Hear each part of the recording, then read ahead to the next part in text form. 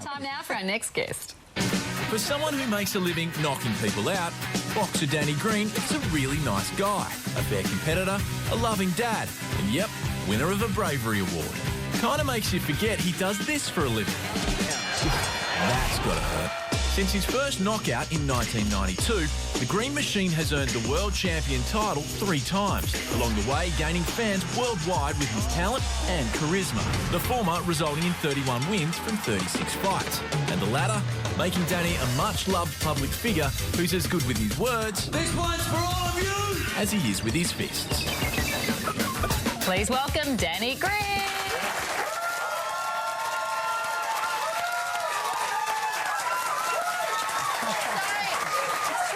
Time today, not your last fight, but your last fight in your hometown of Perth. Is it going to be an emotional one? Hopefully emotional for the right reasons, Carrie. Yeah, it's always emotional when you fight at home. You know, it's always a really uplifting experience. Sounds like a cliche, but it's an amazing atmosphere at Challenge Stadium. And I mean, this potentially could be my last fight ever. So I'm just obviously focusing in on being successful. You won't give up. No. Well, I mean, you might be my next opponent. Well, yeah. And we are going to get to that. You're in good shape. You nearly broke my hand when you just shook it when you got up here, Danny. Oh, I need to ask this question. You're fighting the Bronx Bomber. You are the Green Machine. Who comes up with the names? I think I stole my brother's nickname. He played footy when he was younger, and his mates all used to call him the Green Machine. So then it kind of made sense. So I took it off him. So and he didn't question that, I'm sure. He used to give me a pretty good flogging when I was younger. I used to have a bike called the Green Machine, but that's another story. Won't get into So, Danny, look, can you just explain this bit for us? You know when you're before a fight and you're all in each other's faces like, oh, I'm such a great big meanie, I'm really going to hurt you. What's really going through your head? To be honest, I'm not trying to do anything other than just... I'm staring at the bloke and I'm just giving him nothing but coldness. I'm not giving him any emotion. I don't want him to think I'm angry. I'm trying to scare him. I'm not trying to scare the guy. But you seem like such a sweetie.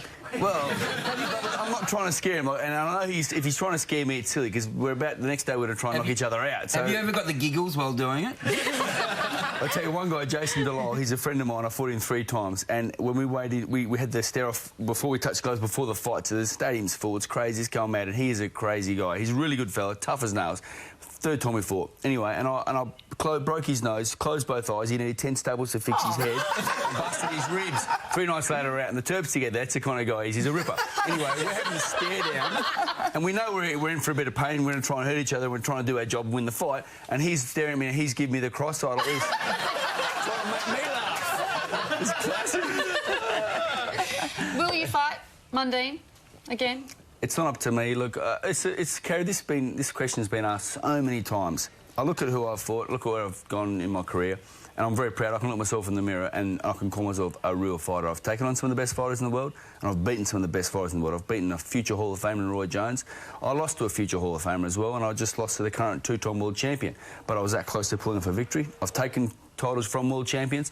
I've fought them in their backyard. I've fought them in America, in Germany, in Montreal, and I've also fought them here in Australia. But if you got the call, if you got the call and he said, I want to fight you, you'd do it. He don't want to fight me. He knows he's going to get... He fought me as a ghost.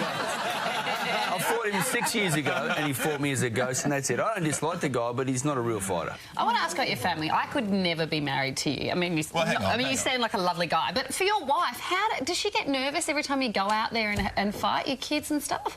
She's probably questioning being married to me too, mate. Oh, yeah, it is what it is. It's your job. It's your job, isn't it? But is that part of the reason that you, like, put down the gloves? And, it's tough. Yeah, I'm away from my... You know, I'm a pretty hands-on dad as well, so I'm away from my kids a lot too. So when I'm away, and it's really hard. I mean, obviously I'm away, but yeah, when I'm home, I'm picking them up from school and taking them to school, and can watch them play sport and do all the kind of things that most dads do. But I'm away a lot. I've got to sacrifice a lot, and they miss out a lot as well. But it is what it is. It is my job, and it's a tough gig, but it's not forever. And they understand this is what's, you know, giving them a house to live in, and I can send them to school and put bread and butter on the table. Well, Dave's been banging on all day about how you both got into a proper fight yesterday. I'm finding it very hard to believe. No, you lured me into the ring. I had no idea what was going to go on. We've got some vision here, right? No, you didn't have to do that. This is serious, people. I thought we were just going to have a bit of an interview. Watch this. Don't worry about that. All right. Have a look. He's saying punch him in the head, and I was punching him as hard as I could. He was laughing at me. But you started going hard, man, all right? And we're going to come to this here, and there's... That was bad, but it gets worse. There's one coming up here, and this is it here. This hurts. That really hurts. Your trainer thought I was unconscious?